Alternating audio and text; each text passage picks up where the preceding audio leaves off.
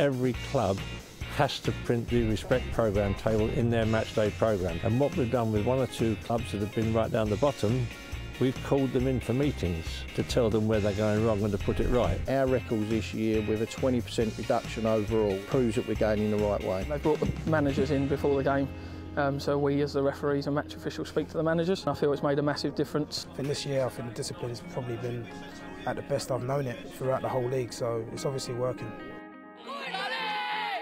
This season we introduced yellow and red cards, so we deduct 3 points if they get a red card and 1 point if they get a yellow card. The top club wins £50 a time, and then they go back to naught and do it all over again over the next 5 matches. Clubs can see that the league are actually giving back to the clubs now, and that's made us want to speak to our players. It's made a huge difference as to the number of cautions that we're issuing for dissent. It's an honour to receive a award like this.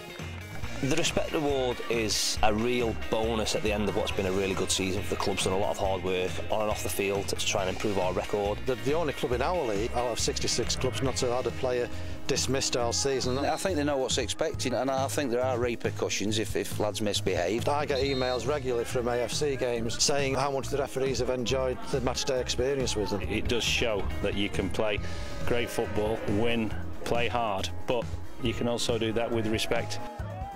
Each of the children and the parents have to sign these code of conduct forms. We have put in respect barriers, we've got parents who are respect marshals. I don't get a lot of grief from the fans, so it's good to ref, it's enjoyable. It gives me a lot of confidence that I'm doing the right thing for my child and that he's learning in a good environment. But for something like this, which is respect, which shows that everybody is getting behind it, and we can then use the money that we get towards expanding it and making it so much better for everybody. We've made respect the heart of our club. We don't just pay lip service to it. Well, it's 24/7. It's when we're on the pitch, when we're off the pitch, when we're talking to officials, when we're talking to supporters. What we've done is things like introduce a Fans Bill of Rights, which sets out what people can expect of us in terms of respect, not just amongst players, but fans, visiting supporters, officials. We've had such a successful season that this has just been icing on the cake, really. It's a great achievement for the whole club that they can enjoy. It was clear that standards were starting to drop, and it was one of our guys who came up with this idea of marking everybody for spirit of football. I think the AFC has done really well to implement it strongly. We often have AFC officials at our games. To see our league and what they do with the Spirit of Football campaign to implement that alongside the Respect campaign is fantastic because it improves attitudes, standards of behaviour. All of these people are volunteers. They're doing it for the love of football, for the love of the AFC, and it's a fantastic tribute to them.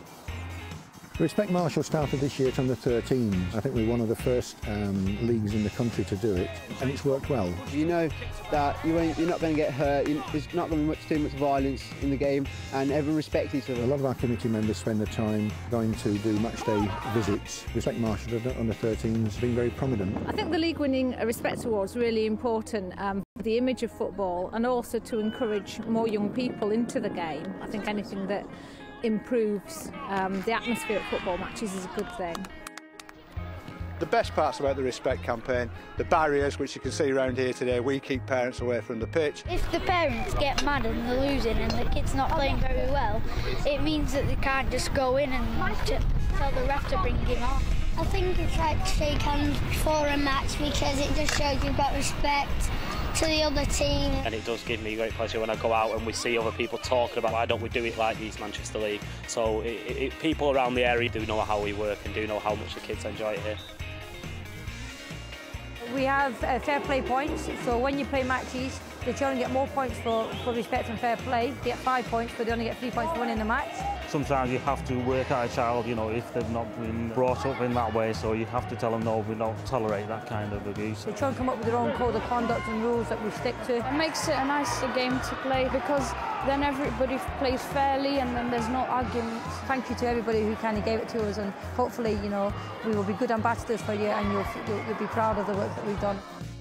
It came about from a discussion with the local county FA, and it evolved into the idea of, well, let's do a respect fixture. With the little kids watching, it's important that we show as an example as role models to project ourselves in the right way. Very much a carnival here.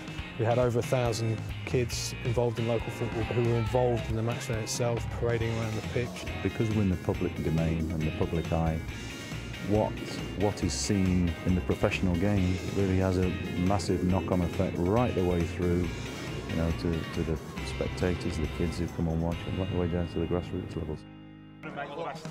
When I was starting out with the Respect programme for the Northern Premier League, I felt it was vital to have a code of conduct. Phil Bradley's massively important in that. He constantly reminding you and driving forward that respect campaign. He's given advice and guidance to other leagues, to individuals. I can't think of a better name to be on it for me than Bobby Moore, so it's brilliant. I'm just so proud. The hours he puts in, the effort he exerts. Phil, what a guy.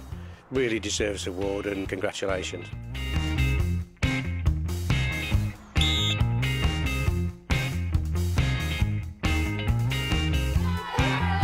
Respect!